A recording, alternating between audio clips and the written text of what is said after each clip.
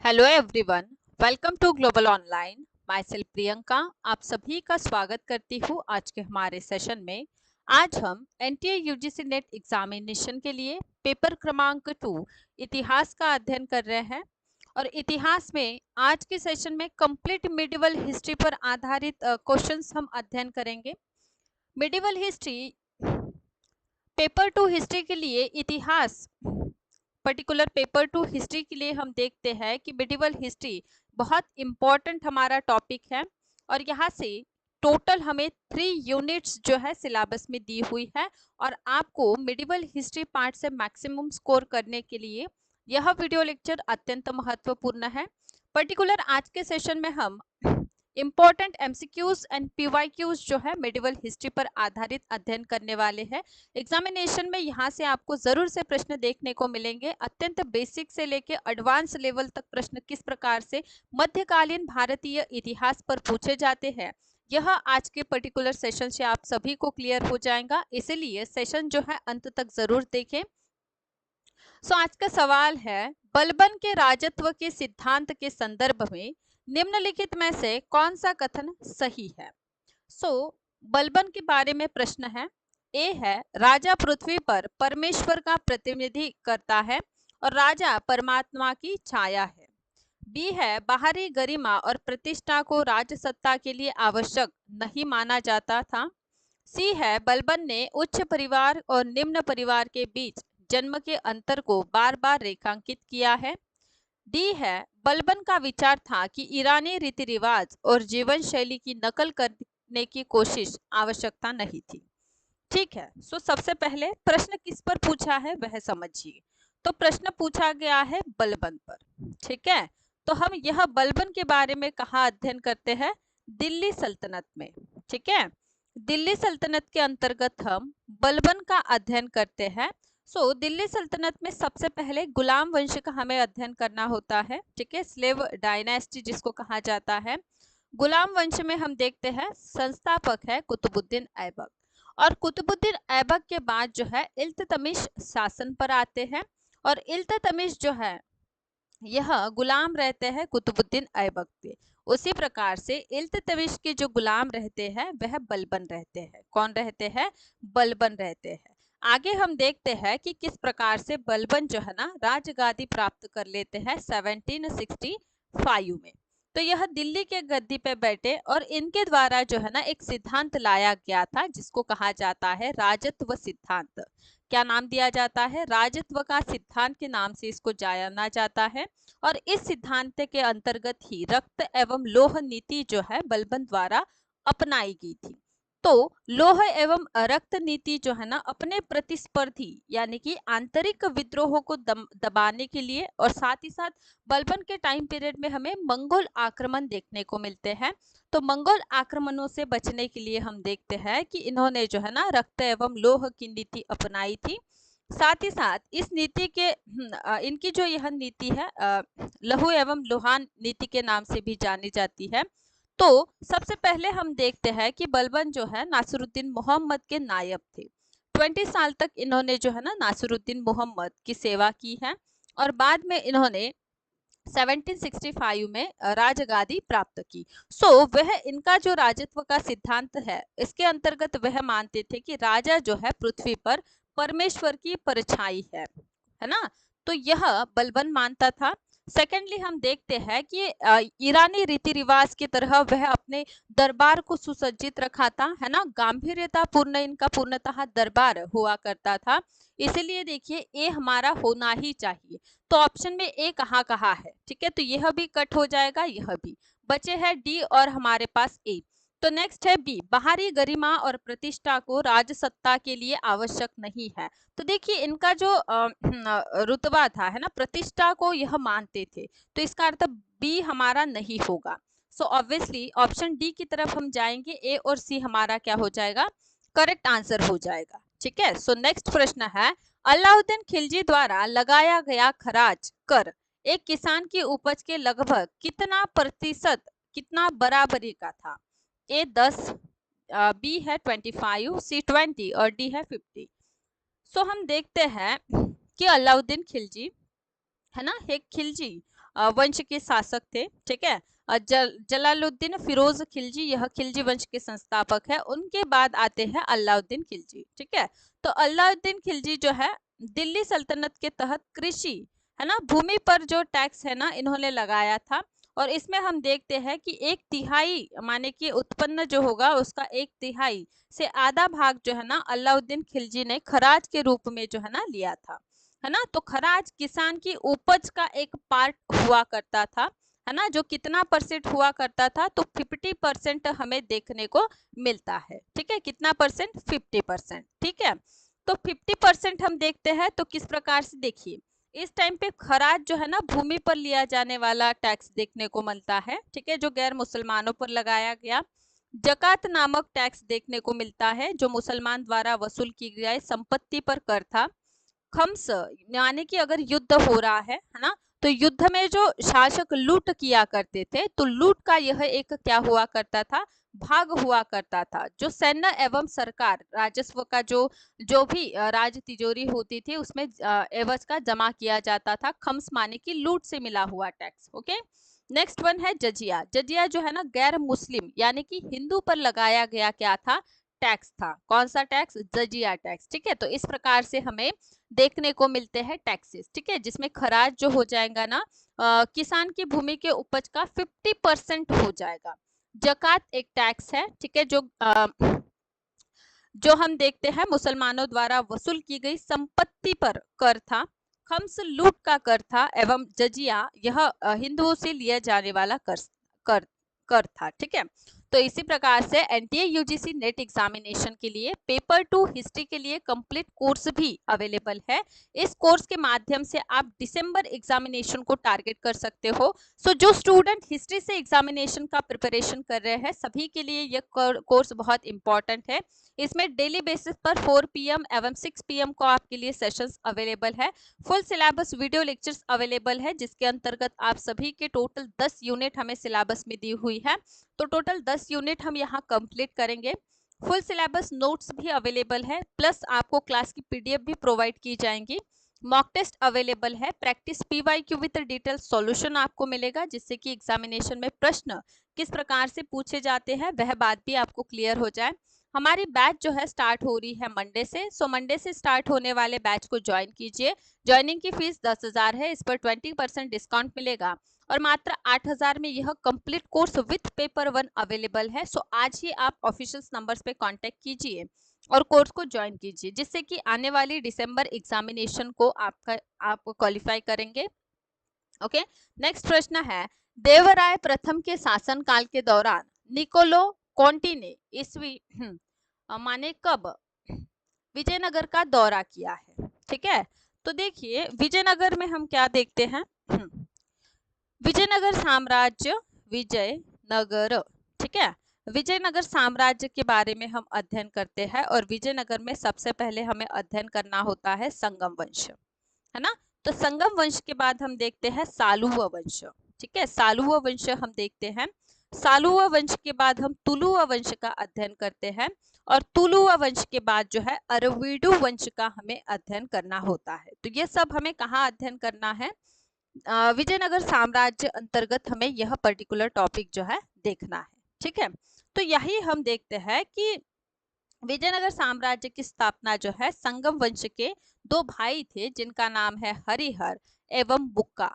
ठीक है, तो इन्होंने क्या किया है, 1336 में जो है विजयनगर साम्राज्य की स्थापना की और विजयनगर की राजधानी जो है हम्पी थी। क्या थी? हम्पी विजयनगर की राजधानी थी। ठीक है, तो जब हम देखते हैं कि देवराय प्रथम इनका शासन टाइम पीरियड चल रहा था, उसी टाइम पीरियड में इटालियन व्यापारी, है ना, जिनका नाम क्या था, निकोलो दी कॉन्टी आए थे। तो पर्टिकुलर हम देखते हैं देवराय प्रथम 1420 में जो है निकोलो दी कॉन्टी यह देवराय प्रथम के शासनकाल में विजयनगर की यात्रा की थी। अगर पूछा जाए निकोलो दी कॉन्टी किस प्रकार की यात्री थे, है ना, कौन से इटालियन यात्री थे। ठीक है, इटली के थे। तो यह बात भी आपको हाईलाइट कर लेना है और एग्जामिनेशन में 100% इस टॉपिक से आपको प्रीवियस आपने अगर क्वेश्चन पेपर उठा के देखे हैं, है ना, प्रैक्टिस किया है, तो जरूर से आपको इस पार्ट से जो है ना प्रश्न देखने को मिले हैं। तो नेक्स्ट सवाल की तरफ बढ़ते हैं। मुगल काल में पारसी भाषा में अथर्ववेद का अनुवाद किसने किया? किसके बारे में पूछा है? अथर्ववेद के बारे में। ए अब्दुल हमीद नागौरी, बी है सरहिंदी, सी है काफी खान और डी है मलिक मोहम्मद जायजी। ठीक है, तो यहाँ देखिए मुगल काल में जो है ना, ठीक है, मुगल काल में हम क्या देखते हैं, अथर्ववेद का अनुवाद हुआ। ठीक है, इसी के साथ जो है ना अकबर के काल में फारसी साहित्य का पुनर्जागरण के रूप में भी जाना जाता है, क्योंकि इस टाइम पीरियड में जो है महाभारत हो गई है ना, रामायण हो गया, अथर्ववेद हो गया, भगवत श्रीमद् भगवत गीता हो गई, भगवत गीता है ना, भगवत गीता हो गई, पंचतंत्र हो गया है ना, यह संस्कृत जो रचनाएं हैं इनको पारसी भाषा में अनुवाद किया गया है ना। अगर बात की जाए अगर बात की जाए रामायण की है ना, रामायण हो गया, सिंहासन बत्तीसी हो गई, तो इसका अनुवाद जो है ना बदायूं ने किया है। किसने किया है? बदायूं ने किया है। ठीक है, साथ ही साथ हम देखते हैं पंचतंत्र जो है ना फैजी द्वारा अनुवाद की गई है। किसके द्वारा? फैजी द्वारा। साथ ही साथ अबुल फजल जो है इन्होंने आईने अकबरी एवं अकबरनामा जो है लिखा है। तो यहाँ जो है ना यहाँ जो है ना अथर्ववेद के बारे में पूछा है, तो अथर्ववेद का अनुवाद किया है सरहिंदी ने। ठीक है, किन्होंने किया है? सरहिंदी ने। इसलिए यहाँ पर हमारा योग्य उत्तर ऑप्शन क्रमांक बी हो जाता है। नेक्स्ट है, who introduced the mansabdari system. So mansabdari प्रणाली जो है इसकी शुरुआत जो है किसने की है? ए अकबर, बी जहांगीर, सी शेरशाह और डी है शाहजहां। ठीक है, तो मनसबदारी, फर्स्ट ऑफ ऑल मनसबदारी क्या है? ओके, सो याद रखिएगा मनसब यानी कि पद होता है। क्या होता है? मनसब, मनसब। ठीक है, ओके, मनसबदार एक पद होता है। ठीक है, क्या होता है? मनसबदार, है ना। हाँ, तो यह एक पद हमें देखने को मिलती है। ठीक है, क्या है? यह पद है। ठीक है, तो मनसबदार माने कि जिस व्यक्ति को वह पद दिया हुआ है ना उसको मनसबदार कहा गया है। क्या कहा गया है? उसको मनसबदार कहा गया है। और मनसबदारी प्रथा जो है ना शुरू करने का, देखिए मनसब माने कि एक पर्टिकुलर पद होता है और जो उसको ग्रहण करेगा उसको मनसबदार जो है ना कहा जाएगा, है ना। तो प्रशासनिक, केंद्रीय प्रशासनिक व्यवस्था में जो है यह हमें देखने को मिलता है कि प्रशासकीय क्षमता पर आधारित अधिकारियों की जो क्रमवारी होती है उस पर आधारित यह एक क्या थी? प्रणाली हमें देखने को मिलती है, जो किसके द्वारा शुरू की गई है ना। तो मनसबदारी प्रथा जो है ना मुगल शासक अकबर जो है ना इनके द्वारा शुरू की गई है। ठीक है, तो मनसब माने क्या होता है? मनसबदार उच्च ये रहता है एक क्या कहेंगे पर्टिकुलर उसको हाँ, पद रहता है। ठीक है, मनसबदार को पद, मुगल प्रशासन विषय में मनसबदारी प्रणाली हमें देखने को मिलती है और बहुत इंपॉर्टेंट है। और इससे पहले भी जो है ना यह प्रश्न बहुत बार एग्जामिनेशन में भी पूछा गया है। ठीक है, तो मनसबदार प्रणाली की शुरुआत जो है ना किसने की है ना। तो मनसबदारी प्रथा की शुरुआत किसने की है? मुगल शासक थे जिनका नाम क्या है? अकबर है। मुगल फाउंडर अगर पूछ लिया जाए है ना, तो याद रखिएगा कि बाबर जो है ना बाबर द्वारा मुगल सत्ता की संस्थापना हुई। उसके बाद हुमायूं शासक हुए और हुमायूं के पुत्र थे अकबर। ठीक है, तो अकबर द्वारा जो है ना मनसबदारी प्रणाली जो है ना लाई गई। ठीक है, ठीक है, तो 1571 में अकबर ने जो है ना साम्राज्य के प्रशासनिक ढांचे को मनसबदारी प्रणाली की शुरुआत की थी 1571 के टाइम पीरियड में। ओके, चलिए नेक्स्ट प्रश्न पर आ जाती है। मिडियल इंडिया के संदर्भ में शब्द है खुदकास्ट, मुजारिन एवं असमिया, है ना। ग्रामीण समाज का वर्ग के हवाला दिया। ए ग्रामीण जादूगर इसको कहा जाता है। खुदकास्ट का है ना, सरल सरल यह समझिए कि खुदकास्ट हम किसे कहते हैं। ठीक है, चलिए मध्यकालीन इतिहास में खुदकास्ट जो है खुदकास्ट किसको कहा जाता है? ठीक है, तो ए ग्रामीण जादूगर, दूसरा है कृषक, सी है कारीगर और डी है ग्राम अधिकारी, है ना। तो याद रखिएगा कि मुगल काल में भारतीय पारसी स्त्रोत कृषकों के लिए जो है ना कृषक जो पर्टिकुलर हम देखते हैं उनके लिए जो है ना रैयत, है ना, या फिर उन्हीं को ही जो है ना मुजारियन के नाम से भी जानते हैं, है ना। तो पर्टिकुलर कृषक जो होता है उसके लिए रैयत या फिर मुजारियन शब्द का प्रयोग किया गया। और 17वीं शताब्दी में हम देखते हैं कि दो प्रकार के किसान होते थे। कितने प्रकार के किसान, माने कि खुद काश्त या फिर मुजारिस कितने प्रकार के होते हैं? दो प्रकार के। एक तो हो गया खुद काश्त, पहला जो प्रकार है कृषकों का उसको खुद काश्त कहते हैं। और दूसरा होता है पाही काश्त। क्या होता है? पाही काश्त। पहला क्या होता है? खुद काश्त, और दूसरा क्या होता है? पाई काश्त। ठीक है। तो खुद काश्त माने कि कौन हो जाएंगे, है ना, तो वह किसान हो जाएंगे जो उसी गांव में रहते थे और जिनकी खुद की जमीन होती थी, है ना। खुद की जमीन हो रहने वाले जो कृषक है, मुजारिस है, उसको खुद काश्त कह दिया जाता था। और पाही काश्त हम किसको कहेंगे? तो पाही काश्त माने कि वे खेतीहार होते थे जो दूसरे के गांव में ठेके पर जमीन लेकर कृषि करते थे। इसका अर्थ यहाँ पर जो खुद काश्त मुजरियन पूछा गया है, इसका अर्थ होता है कृषक, है ना। तो मध्यकालीन 17वीं शताब्दी में हम देखते हैं कि कृषकों के लिए जो है रैयत या फिर मुजरियान शब्द का प्रयोग जो है ना किया जाता था। नेक्स्ट प्रश्न है, नीचे दिए गए हैं एक कथन, है ना, कथन अभिकथन ए है और दूसरा उसका कारण दिया गया है। तो अभिकथन ए जो है, मुगल साम्राज्य मूल रूप से एक सैनिकी राज्य था।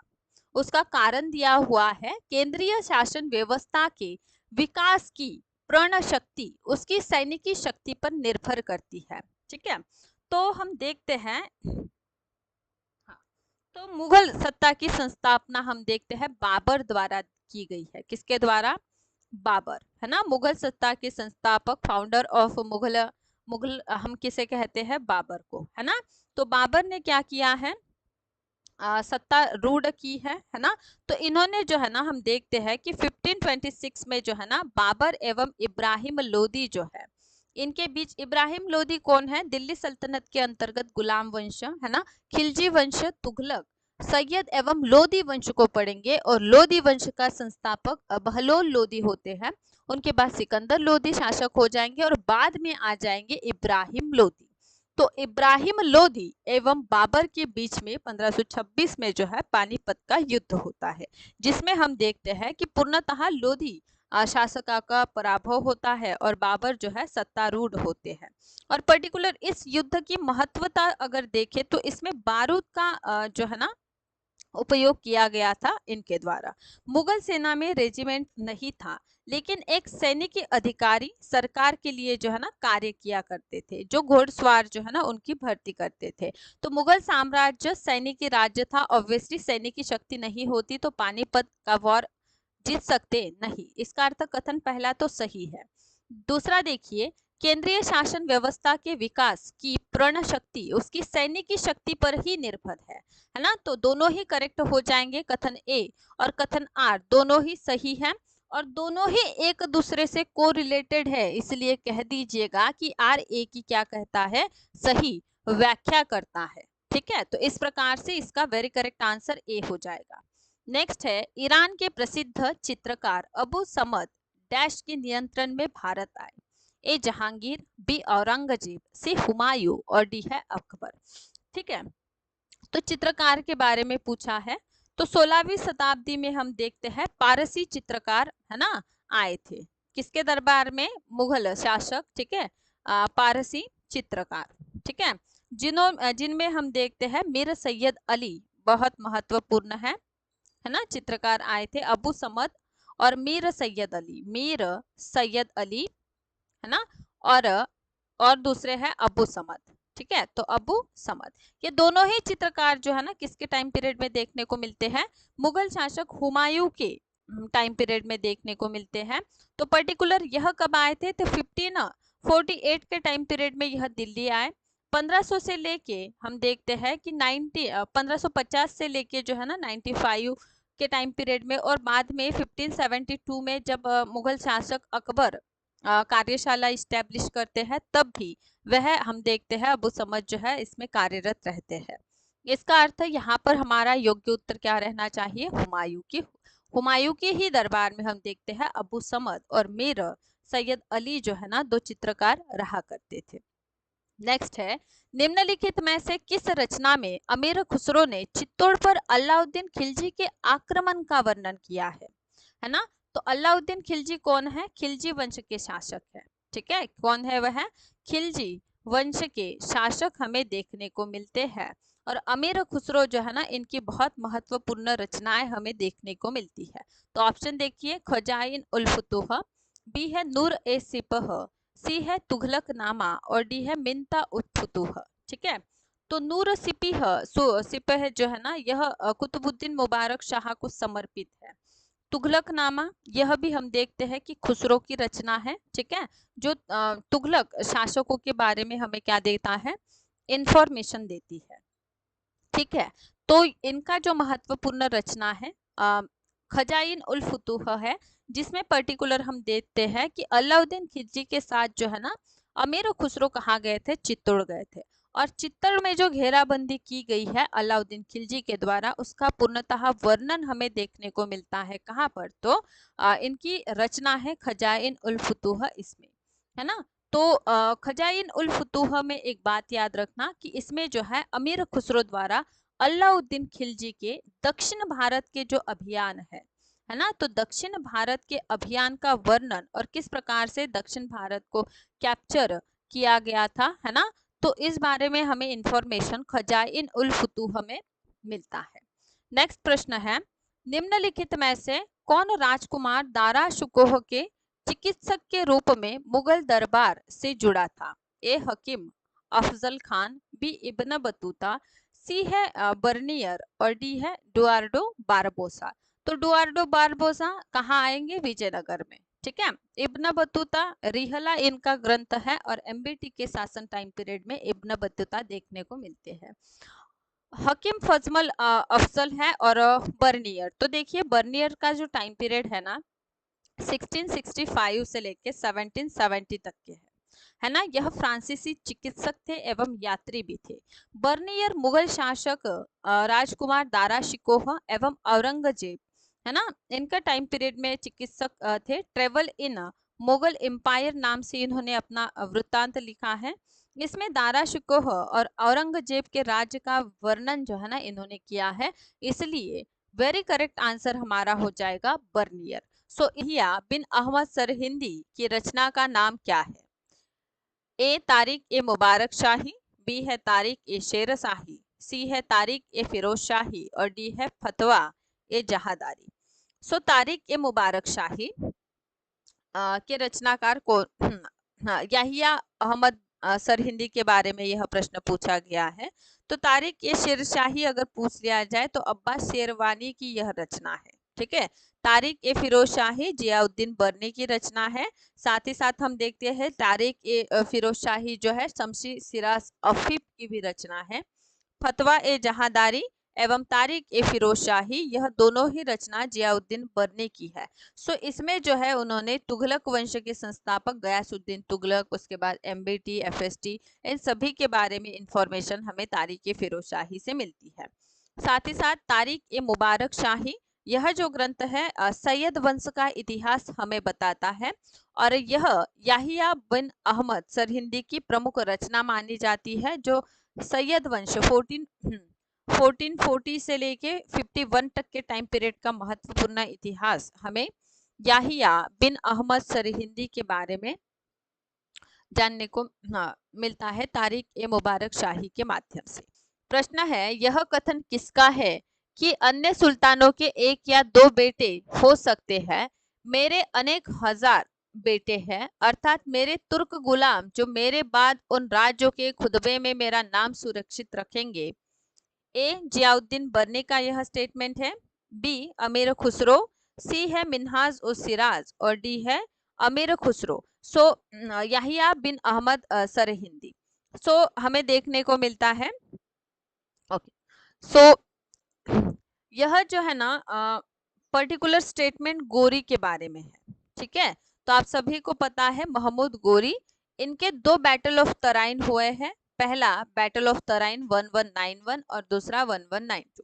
पहला बैटल ऑफ तराइन जो है हम देखते हैं पृथ्वीराज चौहान विरुद्ध मोहम्मद गोरी हुआ है और पृथ्वीराज चौहान जो है इसमें जीते थे और सेकेंड बैटल में पृथ्वीराज चौहान जो है हारे थे। मोहम्मद गोरी जो है ना, इन्होंने जो क्षेत्र जीता तो इन्होंने अपने गुलामों को जो है ना अपना क्षेत्र का भाग दिया है। ठीक है, जैसे कुतुबुद्दीन ऐबक हो गए, है ना, एल्दोज हो गए, नासरुद्दीन कुबाचा हो गए, ये सब क्या है, उनके गुलाम थे, है ना। जैसे ऐबक को हम देखते हैं, जो गोरी का गुलाम था। ऐबक के गुलाम कौन थे? इल्तुतमिश थे। इल्तुतमिश के गुलाम कौन थे? तो बलबन थे। इस प्रकार से हम क्या देखते हैं? गुलाम देखते हैं। ठीक है, तो मोहम्मद गोरी के बारे में यह स्टेटमेंट जो है ना मिन्हाज उद्दीन सिराज ने दिया है। कहाँ पर दिया है? तबकत ए नासरी में दिया है। ठीक है, तो याद रखिएगा, मिन्हाज उस सिराज की महत्वपूर्ण रचना है तबकत ए नासरी, जिसमें इन्होंने मोहम्मद गोरी की भारत विजय के बारे में, माने कि 1259 से लेके 1360 तक का वर्णन जो है ना पूर्णता इस मिन्हाज उस सिराज की रचना में किया हुआ है। ठीक है, तबकत ए नासरी में। नेक्स्ट प्रश्न है, रजिया सुल्तान एक महान शासक थे, बुद्धिमान, न्यायप्रिय, उदार चित्त, प्रजा के शुभचिंतक, वह अपने सेनाओं के नेता, उसमें सभी बादशाही गुण विद्यमान थे सिवाय नारीत्व के। इसी कारण मर्दों की नजर में यह सब कुछ गुण जो है बेकार थे। यह किसका स्टेटमेंट है? ए मिन्हाज उद्दीन सिराज, सी है जियाउद्दीन बर्नी, सी अमीर खुसरो और डी है याहिया बिन अहमद सरहिंदी। सो यहाँ पर हम देखते हैं, ठीक है, याहिया अहमद सरहिंदी जो है, इनकी तारीख ए मुबारक शाही ग्रंथ है। ठीक है, जो मुबारक शाह को डेडिकेट है। अमीर खुसरो की खजाइन उल फतूह है, बहुत से इनकी ग्रंथ है, जैसे आशिका हो गया। ठीक है, देवल रानी खिजरखा हो गया। ठीक है, तो बहुत सी महत्वपूर्ण रचना अमीर खुसरो की है। जियाउद्दीन बर्नी की तारीख के फिरोज शाही हमें देखने को मिलती है, और मिन्हाज उस सिराज जो है ना, इनकी रचना हम देखते हैं कि तबकत ए नासरी है। ठीक है, तो मिन्हाज उद्दीन सिराज ने यह स्टेटमेंट जो है ना रजिया के बारे में दिया है। तो रजिया हम देखते हैं कि दिल्ली सल्तनत की पहली मुस्लिम स्त्री शासिका थी, जिन्होंने 1236 से लेके 40 तक के अपना शासन किया है। और अपने शासन टाइम पीरियड में मिन्हाज उस सिराज जो है ना रजिया के बारे में यह पर्टिकुलर स्टेटमेंट देते हैं। ठीक है, रजिया सुल्ताना इल्तुतमिश की यह पुत्री थी, और यह जब शासक बने, तब हम देखते हैं कि साम्राज्य में विद्रोह भी देखने को मिले हैं। यह देखिए, यह जो पर्टिकुलर सवाल है ना, इसको डिटेल से थ्योरी लेक्चर में मैं आपको एक्सप्लेन जरूर से करूंगी, उसके लिए थ्योरी लेक्चर भी आप जरूर से देखिए। चलिए, क्वेश्चन है, वह बिना उसकी पूर्व आज्ञा के अपने कोई राय जाहिर नहीं करता था। वह बिना उसके आज्ञा के हाथ पैर तक नहीं हिलाता था। वह बिना उसकी जानकारी के ना पीता था, ना खाता था, ना सोता था। किसका यह स्टेटमेंट है? ए है उतबी, बी है फिरदौसी, सी इसामी और डी है हसम निजामी। ठीक है, तो याद रखिएगा, हसम निजामी की रचना है ताज उल मवासीर। ठीक है, ताज उल मवासीर, यह किसकी रचना है? हसम निजामी की। साथ ही साथ फिरदौसी का शाहनामा हमें देखने को मिलता है। उदबी जो है ना, इनकी तारीख ये यामिनी नामक ग्रंथ है। ठीक है, उदबी की रचना क्या है? तारीख ये यामिनी है। और जो हमारे ईसामी है, इनकी रचना है फुतूह उस सलातीन। फुतूह उस सलातीन, यह प्रमुख रचना है ईसामी की। तो यह कथन किसके बारे में है? तो नासरुद्दीन मोहम्मद के बारे में है। ठीक है, किसने किया है? ईसामी में किया है। ठीक है, तो याद रखिएगा कि यह जो महत्वपूर्ण ईसामी है, इनकी रचना फुतूह उस सलातीन है, और इन्होंने नासरुद्दीन मोहम्मद, गुलाम वंश के यह शासक है, तो गुलाम वंश के शासक नासरुद्दीन मोहम्मद के बारे में जो है ना, यह पूर्णतः स्टेटमेंट इन्होंने दिया है। नेक्स्ट हमें क्वेश्चन देखने को मिलता है। ठीक है, तुगलकनामा जो है ना, किसकी रचना है? ए अमीर खुसरो, बी है हसन निजामी, सी फिरदौसी, डी उतबी। ओके, सो देखिए, यहाँ पे जो है ना उदबी की रचना, जैसे अभी मैंने आपको बताया, तारीख ये यामिनी हमें देखने को मिलती है। उतबी की प्रमुख रचना है। ठीक है, फिरदौसी शाहनामा है। हसन निजामी अ, हसन निजामी, ताजुल मवासिर हमें देखने को मिलता है। और अमीर खुसरो, अगर आपको इन सभी की रचनाओं के बारे में बहुत शॉर्ट पता है, ठीक है, तो तुगलकनामा यह अमीर खुसरो का महत्वपूर्ण ग्रंथ है। तुगलकनामा जो है ना, देखिए 1321 के अंतिम मतलब जो अमीर खुसरो है, इनकी अंतिम रचना मानी जाती है तुगलकनामा। सो तुगलकनामे से एक बात तो हम कह सकते हैं कि यहाँ से जो है ना, तुगलक वंश के बारे में हमें इंफॉर्मेशन मिलती है। तुगलक वंश के शासकों में गयासुद्दीन तुगलक, मोहम्मद बिन तुगलक, साथ ही साथ हम देखते हैं फिरोज शाह तुगलक, ठीक है। तो इन्होंने जो है ना सिंचाई के लिए कार्य किया, इन्होंने कृषि का विभाग खोला है, इन्होंने दीवाने बंदगाह माने कि दासों के लिए जो है ना अलग से डिपार्टमेंट स्थापन किया है।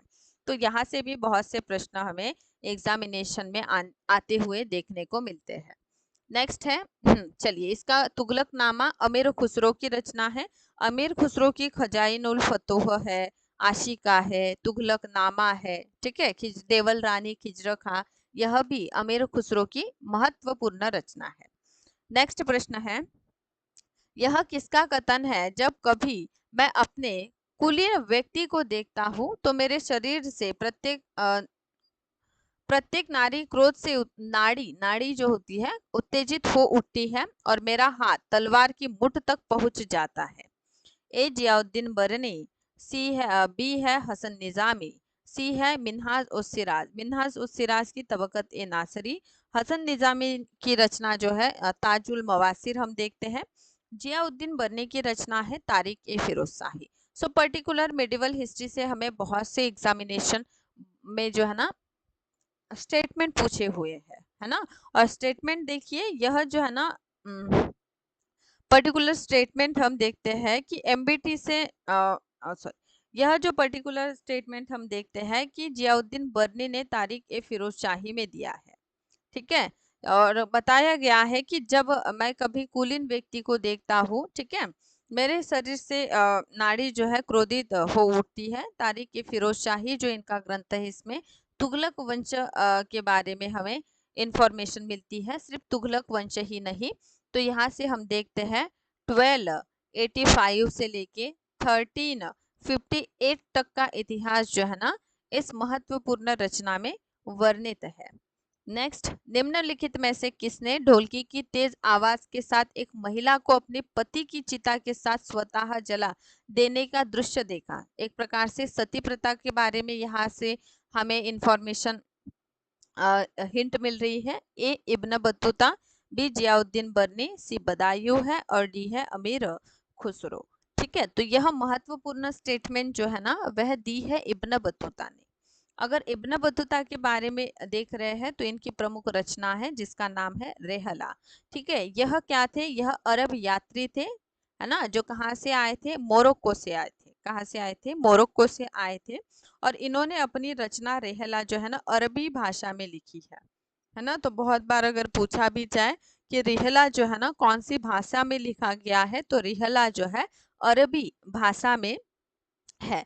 इसमें हम देखते हैं कि 14वीं शताब्दी की सामाजिक और सांस्कृतिक जीवन का वर्णन इब्न बतूता ने किया है। इब्न बतूता 1333 में जो है भारत आए थे। और जब वह भारत आए थे तब हम देखते हैं कि तुगलक डायनेस्टी जो है ना, तुगलकों का राज्य था। और पर्टिकुलर इस समय में जो है एमबीटी मोहम्मद बिन तुगलक, ठीक है, इनका टाइम चल रहा था। और मोहम्मद बिन तुगलक जो है इब्न बतूता की विद्वत्ता से प्रभावित हो गए और उनको काजी की उपाधि दी। और यह काजी जो है ना बहुत बार आपको एग्जामिनेशन में पीवाईक्यू के रूप में भी पूछा गया है। नेक्स्ट हमारा प्रश्न है, मेरा राज्य बीमार है और उसकी बीमारी की किसी दवाई से ठीक नहीं की जा सकती। यदि चिकित्सक उसकी कमर दर्द का इलाज करता है तो जुगाड़ बन जाता है। यदि ज्वर का उपचार करता है तो धमनियों में कष्ट होता है। विभिन्न बीमारियों में मेरा राज्य एक साथ उत्पन्न हो रहा है। यदि मैं एक स्थान पर व्यवस्था स्थापित करता हूँ तो दूसरे स्थान पर गड़बड़ी उत्पन्न हो जाती है। यदि मैं दूसरे स्थान को ठीक करता हूँ तो तीसरे स्थान में हलचल उठती है। तो एक प्रकार से यह विद्रोह के बारे में डिस्क्राइब किया गया है। ए फिरोज शाह तुगलक, बी गयासुद्दीन तुगलक, सी मोहम्मद बिन तुगलक और डी है अलाउद्दीन खिलजी। सो यह जो है ना याद रखिएगा कि दिल्ली सल्तनत के महत्वपूर्ण शासक है मोहम्मद बिन तुगलक। ठीक है, तो मोहम्मद बिन तुगलक जो है ना इनके समय में हम देखते हैं सर्वाधिक, माने कि इनका जब शासन टाइम चल रहा था 1341 से लेके 51 तक के जो इनका टाइम पीरियड है आगे का, साम्राज्य में बहुत से विद्रोह हुए। और हम यह भी देखते हैं कि तभी जो है ना विजयनगर साम्राज्य दक्षिण में जो है ना हमें देखने को मिलता है ना। तो उसी प्रकार से बहुत सारे विद्रोह मोहम्मद बिन तुगलक के टाइम पीरियड में हमें देखने के मिले और तब मोहम्मद बिन तुगलक ने यह टिप्पणी की है। नेक्स्ट क्वेश्चन है, यह किसका कथन है डैश आखिरकार यह मनुष्य है और मुसलमान है और अवश्य उदारता की सराहना कर सकते हैं, कृतज्ञता के बास एवं मुझे और अधिक हानि नहीं पहुंचाएंगे।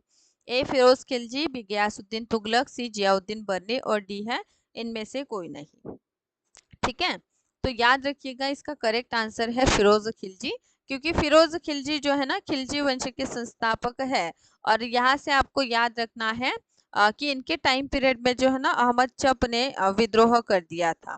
ठीक है, मलिक अहमद ने विद्रोह कर दिया, सो उसको दंड नहीं दिया गया था और उनको जो है ना माफ कर दिया गया। और जब इनसे प्रश्न पूछा था इनके सलाहकार ने, तो प्रति उत्तर में इन्होंने कहा था कि आखिरकार वह मनुष्य है और मुसलमान है ना। चलिए नेक्स्ट, किसने कहा था मैं ऐसे आदेश देता हूँ जो राज्य के लिए हितकारक है, मैं यह नहीं जानता कि शरीयत में इसकी इजाजत है भी या नहीं।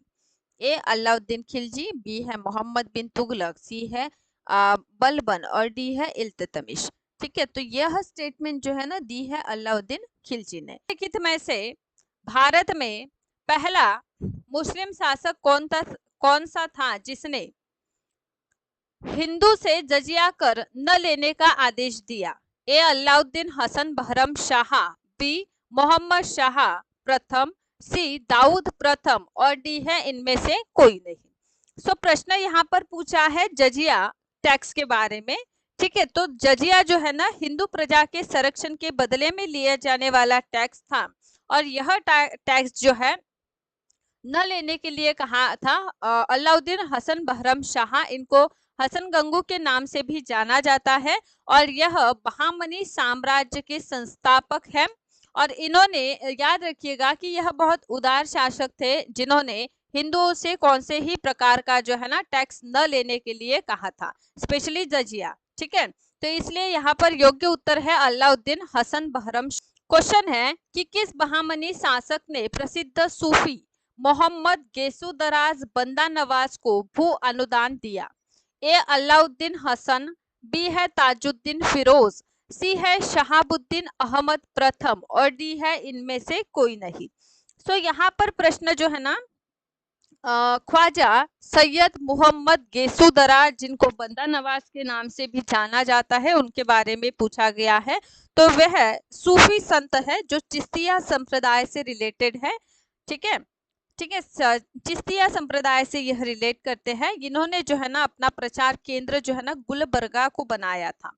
फर्स्ट ऑफ ऑल इनके बाल जो है ना बहुत बड़े थे, इसीलिए इनको गेसु दराज और बंदा नवाज इस प्रकार से जाना जाता है। और इनको 4 गांव जो है ना अनुदान दिए थे। तो किसने दिए थे, तो ताजुद्दीन फिरोज, ऑप्शन क्रमांक बी।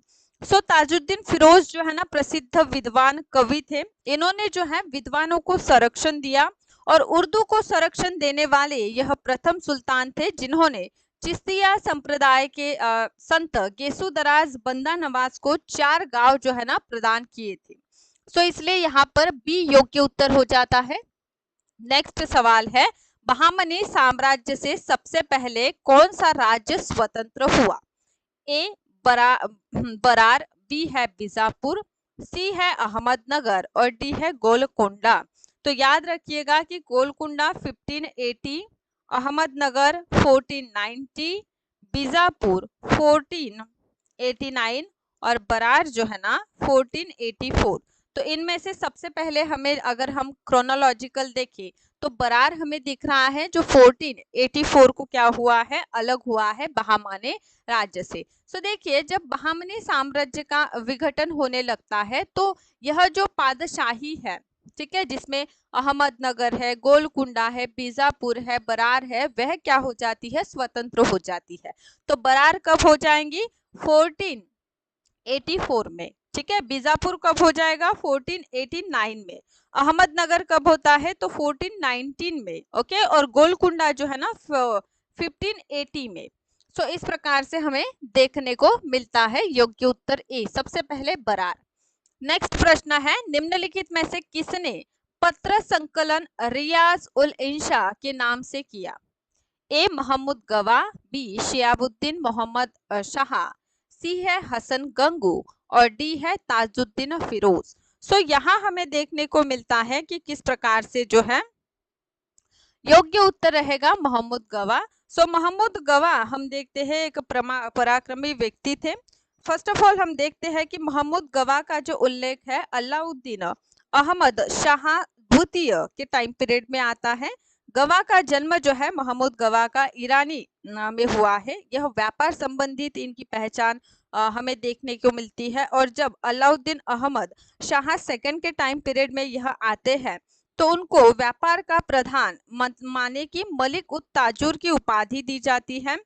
साथ ही साथ हम देखते हैं कि आगे चल के वह वजीर ए सुल्तान पद तक पहुंचते हैं। और साथ ही साथ ईरान हो गया, इराक हो गया, है ना, मिस्र के साथ ये क्या करते हैं, पत्र व्यवहार करते हैं। और इनका जो यह पत्र व्यवहार है इसका संकलन किया गया है और कलेक्ट जब किया इसको नाम दिया गया है रियाज उल इंशा, ठीक है। तो इसलिए यहाँ पर योग्य उत्तर हमारा हो गया मोहम्मद गवा। नेक्स्ट है मोहम्मद गवा, इसका पहली बार उल्लेख किसके शासन काल में हुआ था? ए ताजुद्दीन फिरोज, बी अलाउद्दीन अहमद शाह द्वितीय, डी है अलाउद्दीन हुमायूं और डी है निजामुद्दीन अहमद। सो देखिए मोहम्मद गवा जो है ना यह व्यापारी थे, ठीक है। और इनका पहली बार उल्लेख कब मिला, इनका जन्म देख लीजिए ईरान में हुआ। यह व्यापार संबंधित इनकी पहचान है। और जब इनकी सुल्तान से मुलाकात हुई तो बाद में वह सुल्तान के प्रिय हो गए और इनको जो है ना मलिक उत तज्जुर माने कि व्यापारियों का प्रधान यह उपाधि दी गई। मोहम्मद गवा जो है बहामनी राज्य के प्रधानमंत्री थे। 1463 में जो है ना हुमायूं इन्होंने जो है गवान की नियुक्ति वकील ए सुल्तान के पद पर की थी। सो पहली बार उल्लेख आता है इनका कब आता है, तो अलाउद्दीन अहमद शाह द्वितीय, ठीक है, तब यह व्यापारी के रूप में जो है ना आए थे। तो तब इनका पहली बार उल्लेख अलाउद्दीन अहमद शाह द्वितीय के टाइम पीरियड में हमें देखने को मिलता है, ठीक। सो नेक्स्ट प्रश्न की तरफ बढ़ेंगे, किसके शासन काल में प्रशासकीय परिषद का गठन हुआ, है ना? Okay, so during those rule the administrative council was form. A Alauddin Humayun, B Nizamuddin Ahmad, C Tajuddin Firoz और डी है हसन गंगू। हसन गंगू हमें देखने को मिलता है कि संस्थापक है बहामनी के। उसके बाद ताजुद्दीन फिरोज इन्होंने बारूद का पहली बार प्रयोग किया था। ओके, सो यहाँ पर हमें प्रश्न जो पूछा गया है ना प्रशासकीय परिषद, तो प्रशासकीय परिषद हम देखते हैं कि किसके टाइम पीरियड में फॉर्म हुई, ठीक है। तो प्रशासकीय परिषद जो है ना हम देखते हैं किसके लिए फॉर्म हुई है, तो निजामुद्दीन अहमद के लिए। और निजामुद्दीन अहमद कौन है, हुमायूं के पुत्र थे, ठीक है। तो जब हुमायूं का टाइम पीरियड चल रहा था तो वह बहुत ज्यादा हमें देखने को मिलता है कि इनके पुत्र जो है ना अल्पवयीन थे। सो अल्पवयीन पुत्र होने के कारण अलाउद्दीन हुमायूं जो है ना इन्होंने अपने टाइम पीरियड में प्रशासकीय परिषद का गठन किया था। और यह प्रशासकीय परिषद जो है ना इसमें 3 सदस्य थे, जिसमें एक राजमाता थी, एक मोहम्मद गवा थे और एक हमें ख्वाजा जहां देखने को मिलते हैं। तो इस प्रकार से 3 सदस्यीय प्रशासकीय परिषद का गठन अलाउद्दीन हुमायूं ने किया था। क्यों किया था, क्योंकि उनके पुत्र निजामुद्दीन अहमद जो है ना वह अल्पवयीन थे, है ना। अल्पवयीन होने के लिए प्रशासन का संगठन चलाने के लिए इन्होंने 3 सदस्यीय परिषद का गठन किया। इसलिए यहाँ पर हमारा योग्य उत्तर जो हो जाता है ऑप्शन क्रमांक ए हो जाता है। नेक्स्ट प्रश्न की तरफ बढ़ेंगे, निम्नलिखित में से बीदर का नाम बदलकर महमूदाबाद किसने रखा? ए है हसन गंगू, बी है मोहम्मद शाह प्रथम, सी शियाबुद्दीन अहमद शाह प्रथम और डी है इनमें से कोई नहीं। तो देखिए बीदर का नाम मोहम्मदाबाद, तो याद रखिएगा। चलिए, बहामनी साम्राज्य के हमें संस्थापक देखने को मिलते हैं कौन? हसन गंगू। ठीक है, हसन गंगू। ठीक है, तो इन्होंने राजधानी जो पहले जो बहामनी राज्य है, तो बहामनी की पहले राजधानी हुआ करती थी गुलबर्गा। क्या हुआ करती थी? गुलबर्गा हुआ करती थी हसन गंगू के टाइम पे। ठीक है, तो हसन गंगू ने गुलबर्गा का नाम बदल दिया और रखा अहसानाबाद। क्या नाम रखा? अहसानाबाद नाम रखा। ठीक है, चलिए इतना ठीक है। इसके बाद हम देखते हैं कि अहसाना बाद से माने कि गुलबर्गा के स्थान से जो है ना राजधानी परिवर्तन की गई। तो राजधानी किसको रखा गया? बीदर को बनाया गया। और बीदर को क्यों बनाया गया? क्योंकि बहामनी राज्य का केंद्र में आता था बीदर, इसलिए जो है ना हम देखते हैं कि इसको राजधानी बनाया शियाबुद्दीन अहमद प्रथम ने। किसने बनाया बीदर को राजधानी? शियाबुद्दीन अहमद। ठीक है, चलिए, अहमद शाह ने गुलबर्गा से राजधानी बीदर बनाई। ठीक है, और बाद में हम देखते हैं कि बीदर का नाम भी बदल दिया गया और बीदर का नाम रखा गया मुहम्मदाबाद। नेक्स्ट है मुगलों का प्रथम अहमदनगर पे आक्रमण किसके शासन काल में हुआ? ए हुसैन निजाम शाह, बी बुरहान निजाम शाह, सी मुर्तजा निजाम शाह और डी है इनमें से कोई नहीं। ठीक है, तो अहमदनगर में निजाम शाही हमें देखने को मिलती है और अहमदनगर जो है ना इसमें निजाम शाही वंश अहमदनगर निजाम शाही वंश की स्थापना मलिक अहमद ने की है। किसने की है? मलिक अहमद ने की है। ठीक है, कब की है? 1490 में की है। ठीक है, और बाद में 1637 में हम देखते हैं कि शाहजहां मुगल शासक होते हैं, उनके द्वारा जो है ना मुगल साम्राज्य में इसको मिलाया जाता है। मुगल साम्राज्य में अहमदनगर जो है इसको मिलाया जाता है। लेकिन मुगलों का पहला आक्रमण जो है अहमदनगर पर हुआ था मुर्तजा निजाम शाह प्रथम इनके टाइम पीरियड में, इसलिए यहाँ पर योग्य उत्तर हमारा हो जाएगा ऑप्शन क्रमांक सी। नेक्स्ट है अबला बाबा तथा जगत गुरु की उपाधि किसकी थी? ये यूसुफ आदिल शाह, बी है इब्राहिम आदिल शाह द्वितीय, सी है अली आदिल शाह द्वितीय की डी मोहम्मद आदिल शाह। ठीक है, सो चलिए, तो अबला बाबा, ठीक है, तो गरीब के प्रति उदार दृष्टिकोण रखने के कारण जो है ना इनको अबला बाबा कहा गया और साथ ही साथ इन्होंने जो है विद्वानों को संरक्षण दिया और विद्वानों को संरक्षण देने के कारण इनको कहा गया जगत गुरु। तो ये कौन है जिनको अबला बाबा तथा जगत गुरु उपाधि से नवाजा गया? तो ये है इब्राहिम आदिल शाह द्वितीय, और जिन्होंने जो गरीब है उनके प्रति उदार दृष्टिकोण रखा, इसलिए अबला बाबा, एवं विद्वानों को संरक्षण भी दिया, इसलिए इनको जगत गुरु के नाम से भी जानते हैं। इस हिसाब से यहाँ पर हमारा योग्य उत्तर जो हो जाएगा ऑप्शन क्रमांक हो जाएगा बी। नेक्स्ट है किताब ए नवरस या फिर नवरस नामा किसकी रचना है? ए फरिश्ता, बी यूसुफ आदिल शाह, सी इब्राहिम आदिल शाह द्वितीय और डी है महमूद गवा।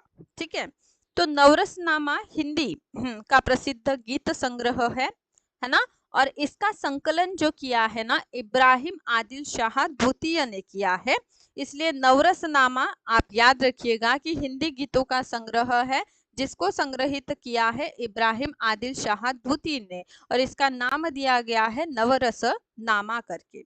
सो नेक्स्ट प्रश्न की तरफ बढ़ते हैं।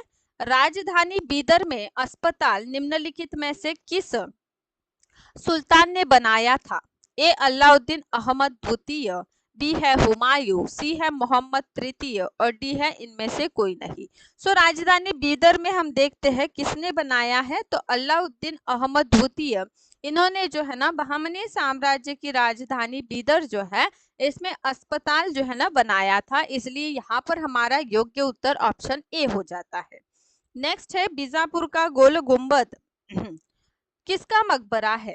ए आदिल शाह प्रथम का, बी मोहम्मद शाह का, सी है तांडा का और डी है इनमें से कोई नहीं। यह मकबरा हमें देखने को मिलता है मोहम्मद आदिल शाह का मकबरा है गोल गुम्बज। ठीक है, चलिए बीजापुर में। चलिए, तो यहाँ पर योग्य उत्तर क्या हो गया? ऑप्शन क्रमांक बी हो गया। नेक्स्ट, अहमदनगर की निजामशाही वंश का अंत कैसे हुआ? ए अहमदनगर को मुगल साम्राज्य में मिलाकर हुसैन शाह को आजीवन कारावास में डाल दिया गया। बी मुगल सेनाओं ने दौलताबाद के किला स्वस्थ कर दिया और अहमदनगर के निजाम उल मुल्क की हत्या कर दी। सी है फतेह खान ने निजाम उल मुल्क के राजगद्दी छीनी और डी है 1631 में मुगल के साथ युद्ध में मलिक अंबर का पराजित हुआ और संपूर्ण राज परिवार मुगल द्वारा मार दिया गया। तो याद रखिए, अहमदनगर जो है ना, वहां पर निजाम शाही वंश की स्थापना मलिक अहमद ने की है। कब की है? तो इससे पहले भी मैंने आपको बताया है कि किस प्रकार से ओके किस प्रकार से जो है ना अहमदनगर में क्या निजामशाही वंश जो है अस्तित्व में आया। ओके, चलिए, और 1419 में मलिक अहमद ने क्या की है? इसकी इस्टेब्लिशमेंट की है। लेकिन बाद में हम देखते हैं 1637 के टाइम पीरियड में शाहजहां जो है ना अहमदनगर पर आक्रमण कर देते हैं और तब अहमदनगर के जो शासक होते हैं उनका नाम है हुसैन शाह। हुसैन शाह को आजीवन कारावास में डाल दिया जाता है और अहमदनगर जो है 1637 में मुगल सूबा जो है ना उसमें समावेश कर लिया जाता है। तो इस प्रकार से यहाँ पर हमारा योग्य उत्तर हो जाएगा ऑप्शन क्रमांक ए। सम्राट अकबर बादशाह द्वारा जरी कलम की उपाधि से किसे सम्मानित किया गया था?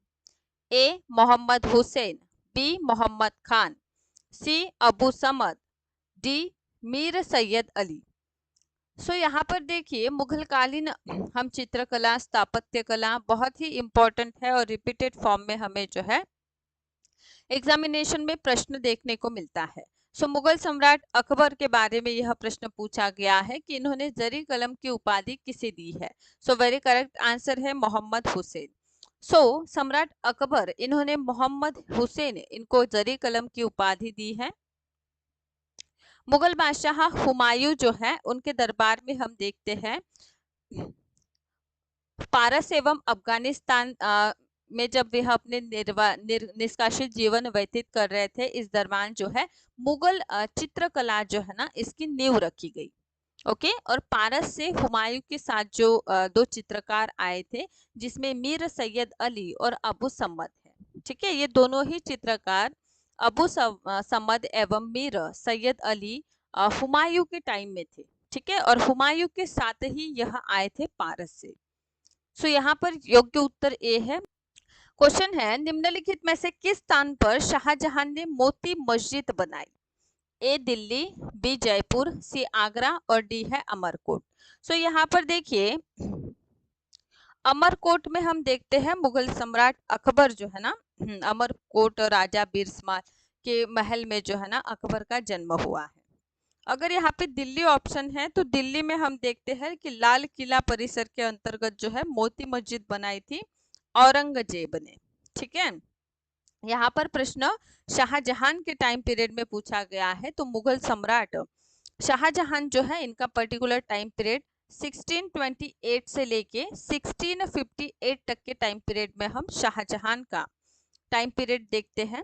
शाहजहां के समय में स्थापत्य कला का सुवर्ण टाइम पीरियड माना जाता है और इस टाइम पीरियड में हम ताजमहल देखते हैं, लाल किला देखते हैं, जामा मस्जिद है, लाहौर में शालीमार गार्डन है।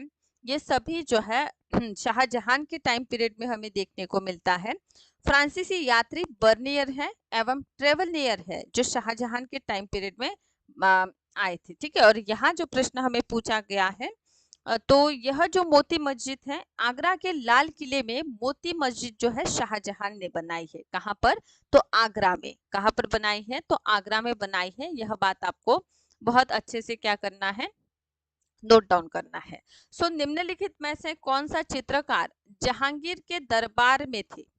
ए अबू समद, बी अबुल हसन, सी उस्ताद मंसूर और डी है मीर सैयद अली। नीचे दिए गए कुछ से सही उत्तर का आपको क्या करना है, चयन करना है। ऑप्शन ए बी और डी, ऑप्शन बी है बी सी और डी, ऑप्शन सी है बी और सी और ऑप्शन डी है ए और डी। ओके, सो यहाँ देखिए अबू समद जो है, अबू समद हम देखते हैं, यह जो है ना हुमायूं, मुगल शासक हुमायूं एवं अकबर जो है इनके टाइम पीरियड में हम देखते हैं। मीर सैयद अली की अगर बात की जाए तो अकबर के शासन काल में यह पारस के लघु चित्रकार थे, ठीक है। और अगर बात कर दी जाए अबू समद और उस्ताद मंसूर, सो हम देखते हैं उस्ताद मंसूर जो है, ओके। सो देखिए यहाँ से आपको एक बात तो पता चल ही गई कि ये दोनों ही चित्रकार जहांगीर के टाइम पीरियड में नहीं है। तो ए कहाँ आ रहा है, यहाँ आ रहा है, ठीक है, यहाँ भी ए है, माने कि ये दोनों भी हो नहीं सकते।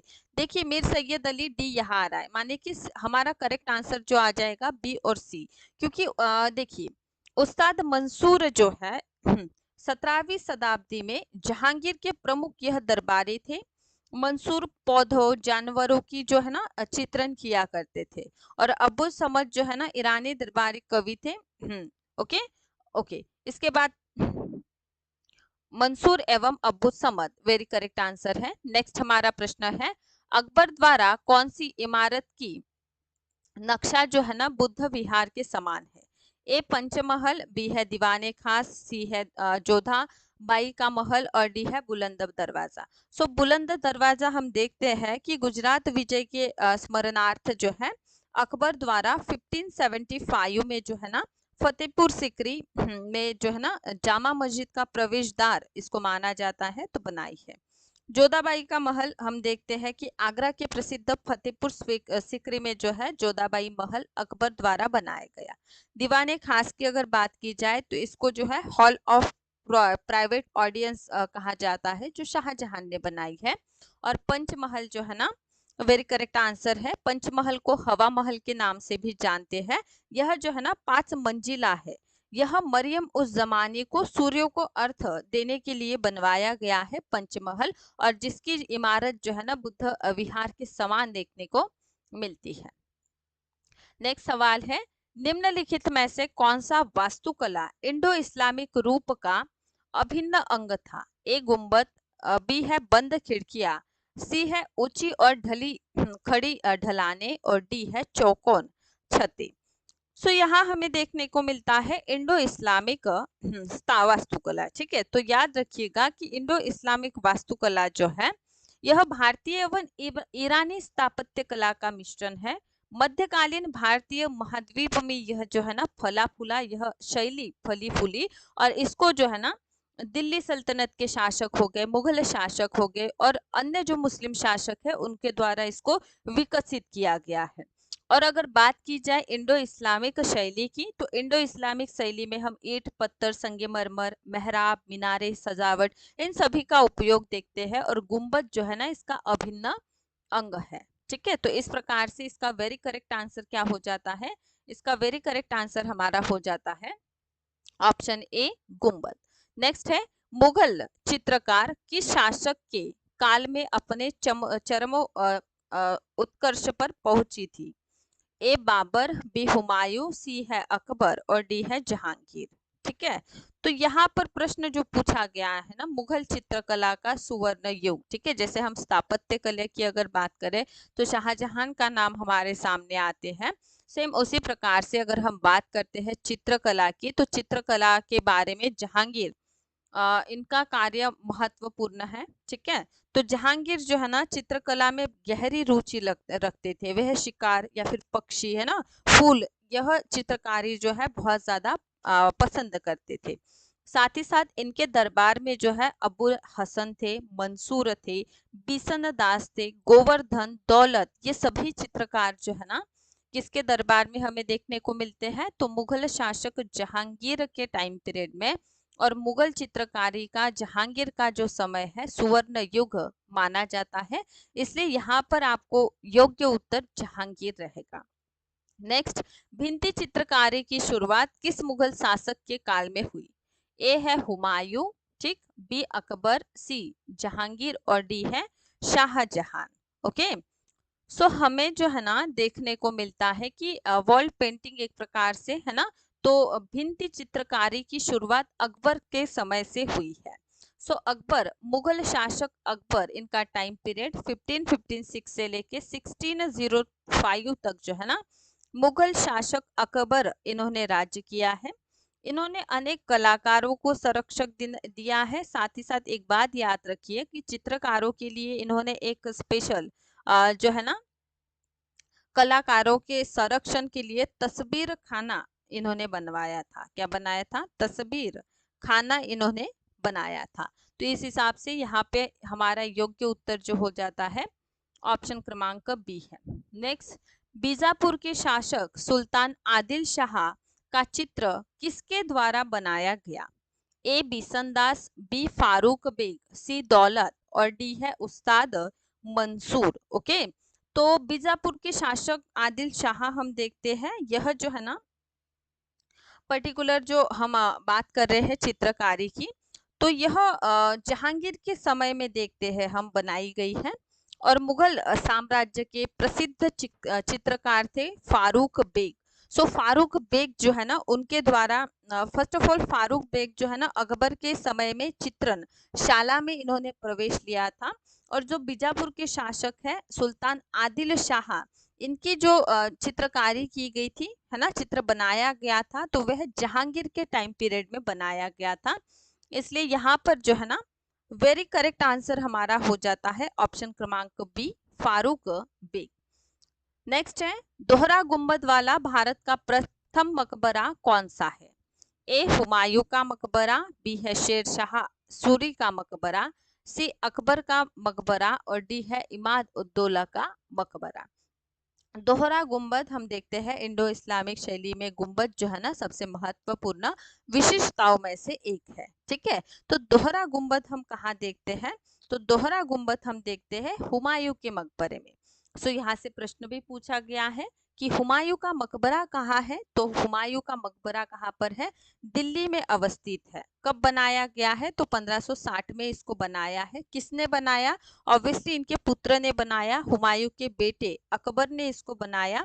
और याद रखिएगा कि यह दोहरा गुंबद वाला पहला मकबरा है, साथ ही साथ यह पहला उद्यान वाला भी मकबरा है जो दिल्ली में अवस्थित है। ठीक है, चलिए इसका जो डिजाइन तैयार किया गया था मिराक मिर्जा गियान द्वारा, इसको इसका डिजाइन जो है ना बनाया गया था। सो इस हिसाब से ए हुमायूं। नेक्स्ट क्वेश्चन है, निम्न में से किस स्थापत्य कला में सबसे ज्यादा संगमरमर का उपयोग किया गया था और किस मुगल शासक द्वारा किया गया? ए अकबर, बी जहांगीर, सी शाहजहां और डी है औरंगजेब। सो संगमरमर का सबसे ज्यादा उपयोग शाहजहां के टाइम पीरियड में हुआ। 1628 से लेके 1658 तक का इनका टाइम पीरियड है। और इनके टाइम पीरियड में हम देखते हैं कि स्थापत्य कला के अद्वितीय, जैसे ताजमहल हो गया है ना, दीवाने खास हो गया, ये सभी उदाहरण जो है ना शाहजहां जो है इनका टाइम पीरियड, जैसे लाल किला, जामा मस्जिद हो गया, ताजमहल, शालीमार गार्डन, ये सभी जो स्थापत्य कला के उदाहरण है शाहजहां के टाइम पीरियड में हम देखते हैं। तो यहाँ पर वेरी करेक्ट आंसर हमारा हो जाएगा शाहजहां, ऑप्शन क्रमांक सी। आज का सवाल है, आचार्य एवं मत दिए हुए हैं जिसमें रामानुज आचार्य, बी है निम्बार्क आचार्य, सी है मध्व आचार्य, डी विष्णु स्वामी। अनदर साइड सूची बी जो है ना, लिस्ट बी है विशिष्ट द्वैत, सेकंड है द्वैताद्वैत, थर्ड है द्वैत और फोर्थ है शुद्धाद्वैत। सो देखिए इसमें अगर आपको पता है भक्ति आंदोलन पर आधारित यह महत्वपूर्ण प्रश्न आप सभी को देखने को मिल रहा है ना, तो ऐसे प्रश्न देखिए प्रत्येक संत है ना, और उनका जो मत है ना, यहाँ से भी प्रश्न हमें देखने को बहुत बार एग्जामिनेशन में देखने को मिले हैं। ठीक है, तो बहुत इंपॉर्टेंट हो जाता है यह प्रश्न। ओके, चलिए ठीक है, तो इस प्रकार से देखिए आपको जो है ना प्रश्न एग्जामिनेशन में पूछा जाता है। ओके, सो ये मैच द पेयर के लिए प्रश्न है रामानुज आचार्य निम्बार्क आचार्य। तो रामानुज आचार्य जो है ना, इनका जो सिद्धांत है विशिष्ट द्वैत के नाम से हम जानते हैं। क्लियर? सो यहाँ पर ऑप्शन ए कहाँ कहाँ देखने को मिल रहा है, तो बी भी नहीं हो जाएगा, ठीक है, और डी भी कट हो जाएगा, और ए और सी में से हम देखेंगे। निम्बार्क आचार्य जो है ना, इन्होंने जो है द्वैत जो है ना, इसका प्रतिपादन किया है। इसका अर्थ दूसरे का सेकंड यहाँ भी है, यहाँ भी है। मध्य आचार्य जो है ना, इन्होंने द्वैत दिया है, माने कि तीसरा। वेरी करेक्ट आंसर ए हो जाता है। विश्व स्वामी का शुद्ध अद्वैत हमें देखने को मिलता है। क्वेश्चन है, भक्ति आंदोलन के प्रारंभिक प्रतिपादक है ए रामानुज आचार्य, बी ज्ञानेश्वर, सी वल्लभ आचार्य, और डी है निम्बार्क आचार्य। ओके, सो क्वेश्चन पूछा गया है, what the early exponent of the भक्ति मूवमेंट, कौन है? सो वेरी करेक्ट आंसर है रामानुज आचार्य। सो मध्यकाल में भक्ति आंदोलन की शुरुआत सर्वप्रथम दक्षिण के अलवार तथा नयनार संतों ने की है, ठीक है। सो भक्ति आंदोलन की शुरुआत अलवार एवं नयनार, ठीक है। नयनार जो है ना विष्णु के भक्त थे, और अलवार जो है ना सॉरी नयनार जो है ना शिव के भक्त है, और अलवार विष्णु के भक्त हमें देखने को मिलते हैं, ठीक है। 12वीं शताब्दी में रामानुज आचार्य जो है, इन्होंने हमें इसको आगे बढ़ाया, और इस आंदोलन में आगे चल के चैतन्य महाप्रभु, नामदेव, तुकाराम, इन सभी जो है ना शामिल है। ओके, सो यहाँ पर ए वेरी करेक्ट आंसर है। क्वेश्चन है, पंजाब में भक्ति आंदोलन के अग्रदूत थे ए गुरु नानक, बी गुरु अर्जुन देव, सी गुरु तेग बहादुर, और डी है गुरु गोविंद सिंह, ठीक है। सो याद रखिएगा कि भक्ति मूवमेंट जो है ना, उसको पंजाब में किसने ये किया है, ठीक है। तो सिखों के 10 गुरु हमें देखने को मिलते हैं। ओके, सो जिनमें से लास्ट गुरु गोविंद सिंह है, इन्होंने नाम में जो है ना सिंह शब्द लगाना शुरू किया। इन्होंने जो है 5 के भी दिए हैं, है ना। गुरु तेग बहादुर, गुरु अर्जुन देव एवं गुरु नानक पहले हमें देखने को मिलते हैं, सिख धर्म के प्रवर्तक माना जाता है, और इन्होंने 16वीं सदी में सर्वसाधारण एवं प्रचलित पंजाबी भाषा में जो है ना उपदेश देना शुरू किया। इसलिए यहाँ पर हमारा योग्य उत्तर ऑप्शन क्रमांक ए है। नेक्स्ट, भक्ति आंदोलन को दक्षिण से लेकर उत्तर भारत तक प्रचलित करने का श्रेय किसको दिया जाता है? हम देखते हैं कि भक्ति आंदोलन जो है ना दक्षिण से शुरू हुआ, ठीक है। तो दक्षिण से हम देखते हैं कि भक्ति आंदोलन की शुरुआत हुई और वह उत्तर में पहुंची। तो हम शुरुआत में देखते हैं अलवार तथा नयनार संतों को देखते हैं, ठीक है। बाद में आगे चल के जो है ना शंकराचार्य, रामानुज, रामानंद, संत कबीर हमें देखने को मिले। लेकिन दक्षिण से उत्तर तक किसने ले गए थे? तो यह है रामानंद, ठीक है। सो याद रखिएगा कि रामानंद जो है ना, यह सिकंदर लोदी के समकालीन है। सिकंदर लोदी दिल्ली सल्तनत के अंतर्गत हम लोदी डायनेस्टी का अध्ययन करेंगे, लोदी वंश के बारे में डिटेल से जानेंगे। तो लोदी वंश के शासक सिकंदर लोदी के यह समकालीन है। रामानंद का जन्म प्रयाग में ब्राह्मण परिवार में हुआ है, और इनका जो केंद्र हमें देखने को मिलता है काशी है, ठीक है। और याद रखिएगा कि रामानंद जो है ना, इनके कितने शिष्य हैं? तो टोटल 12 शिष्य है, जिनमें से एक कबीर भी है, ठीक है। सो यहाँ से बहुत से प्रश्न जो है ना रामानंद पर हमें देखने को मिलते हैं, ठीक है। चलिए, सो नेक्स्ट प्रश्न है, वैरागी संगठन का संगठन किसने किया? ए रामानंद, बी रामानुजन, सी बहिनाबाई, और डी है संत तुकाराम। तो यहाँ पर याद रखिए कि हमें क्या पूछा है? वैरागी संगठन, ठीक है। तो वैरागी संगठन जो है ना इसके संस्थापक माने जाते हैं रामानंद, ठीक है। जैसे कि अभी बताया मैंने आपको कि रामानंद जो है सिकंदर लोदी के समकालीन है, और इन्होंने जो है ना रामदासी संप्रदाय, या फिर इसी को ही वैरागी संप्रदाय कहा जाता है। तो इन्होंने वैरागी संप्रदाय का क्या किया है? संगठन किया है रामानंद जी ने, ठीक है। नेक्स्ट प्रश्न है, संत कबीर का जन्म कहाँ हुआ है? ए दिल्ली, बी है मगहर या वाराणसी, ठीक, सी है मथुरा, और डी है हैदराबाद। सो संत कबीर का जन्म यहाँ पर पूछा है, और ये डायरेक्ट सवाल हमें देखने को मिलता है। संत कबीर के बारे में कुछ महत्वपूर्ण इनकी रचना जो है ना ब्रीजक है, ठीक है। ब्रीजक क्या है? इनकी रचना है, और बहुत बार यहाँ से भी प्रश्न हमें एग्जामिनेशन में देखने को मिले हैं। टाइम पीरियड है 1440 से लेके 1580 तक, ठीक है। ये जुहले से बिलोंग करते थे, ठीक है। सो संत कबीर का अधिकांश जीवन जो है ना काशी में व्यतीत हुआ और बाद में जो है ना वह मगहर चले गए। ठीक है, मगहर चले गए और हम देखते हैं कि 1518 में जो है ना इनकी मृत्यु मगहर में हुई है और जन्म भी कहाँ हुआ है, तो ऑप्शन बी मगहर वाराणसी में इनका जन्म हुआ है। ठीक है, और याद रखिएगा कि संत कबीर रामानंद के शिष्य थे। ठीक है, रामानंद के हम टोटल देखते हैं 12 शिष्य, कितने, 12 देखते हैं। ठीक है, तो 12 शिष्यों में संत कबीर भी क्या है, समाविष्ट है, हमें देखने को मिलते हैं। नेक्स्ट है रचना एवं रचनाकार। भक्ति आंदोलन के संत और इनकी रचनाएं बहुत इंपॉर्टेंट है।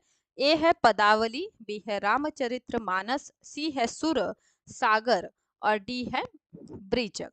अनादर साइड देख लीजिए, विद्यापति है, सूरदास है, तुलसीदास है, ठीक है, और कबीरदास है। ऑप्शन यहाँ दिए हुए हैं, लेकिन आपको जो है ना पता होना चाहिए कि पदावली किसकी रचना है, विद्यापति की। तो ये ऑप्शन में देखिए ए कहाँ है, तो सी में भी नहीं है, डी में भी नहीं है। इसका अर्थ है ये दोनों में से हमारे एक ऑप्शन है, हमारा एक आंसर है। ठीक है, इसके बाद देखिए रामचरितमानस, ऑब्वियसली यह रचना किसकी है, तुलसीदास जी की है।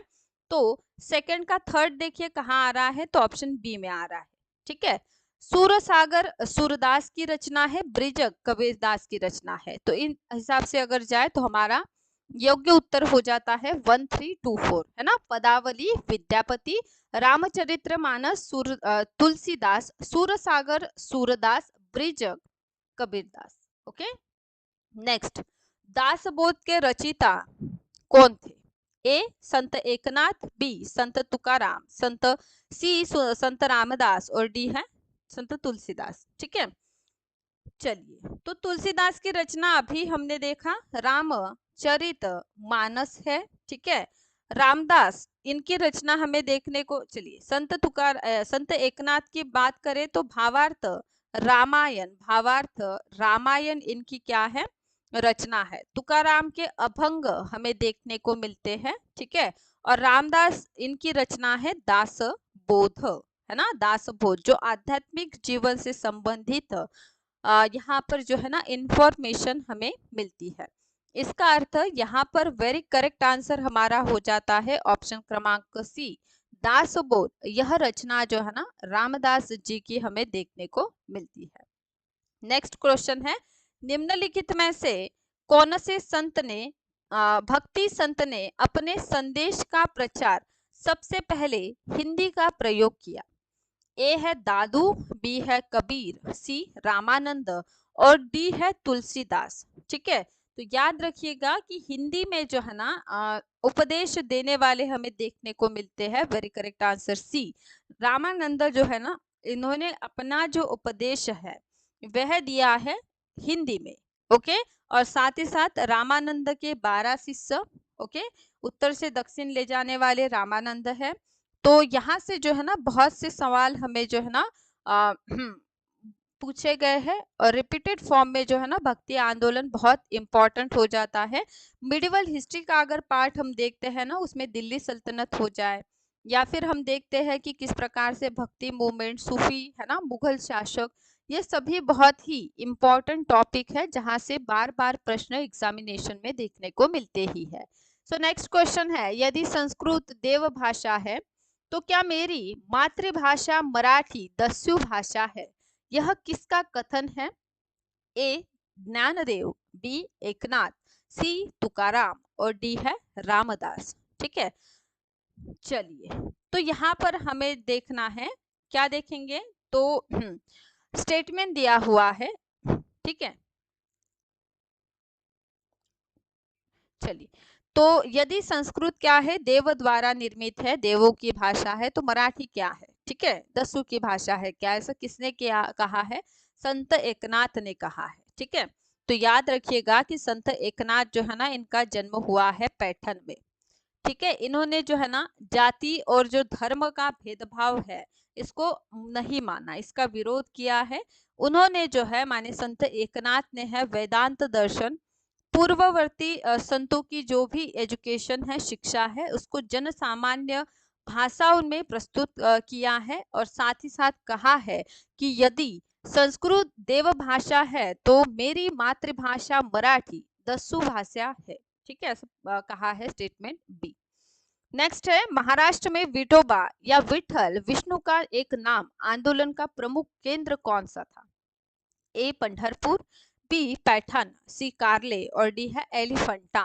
ठीक है, तो महाराष्ट्र में विठोबा। ठीक है, तो इसका प्रमुख केंद्र ऑब्वियसली चलिए, तो भक्ति आंदोलन जो है ना 13वीं शताब्दी में हम देखते हैं महाराष्ट्र तक पहुंची, और यह आंदोलन के मुख्य जो देवता है ना विठल है। ठीक है, सो विष्णु का एक नाम जो है ना, मतलब कृष्ण के अवतार के रूप में विष्णु का हम देखते हैं कि इसका प्रमुख केंद्र जो है महाराष्ट्र के पंढरपुर में है। कहाँ पर है? महाराष्ट्र के पंढरपुर में हमें देखने को मिलता है। ठीक है, तो याद रखिएगा पंढरपुर। ठीक, नेक्स्ट, किसने भागवत गीता पर भावार्थ दीपिका नाम से बृहद टीका मराठी में लिखी, जिसे सामान्यतः ज्ञानेश्वरी के नाम से जाना जाता है? ठीक है, ए ज्ञानदेव, बी नामदेव, सी एकनाथ और डी है तुकाराम। ठीक है, सो संत ज्ञानेश्वर जी ने महाराष्ट्र में भक्ति आंदोलन के अग्रदूत माने जाते हैं।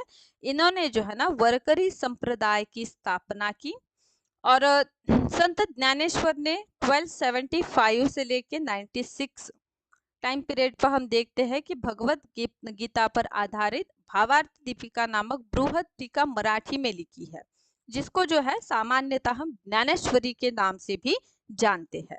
तो इस प्रकार से अत्यंत महत्वपूर्ण बेसिक टू एडवांस इंफॉर्मेशन हमने भक्ति आंदोलन पर आधारित आज के पर्टिकुलर सेशन में देखा है। सो इसी प्रकार से सेशन को देखते रहिए, सेशन को लाइक कीजिए, शेयर कीजिए, चैनल को सब्सक्राइब कीजिए।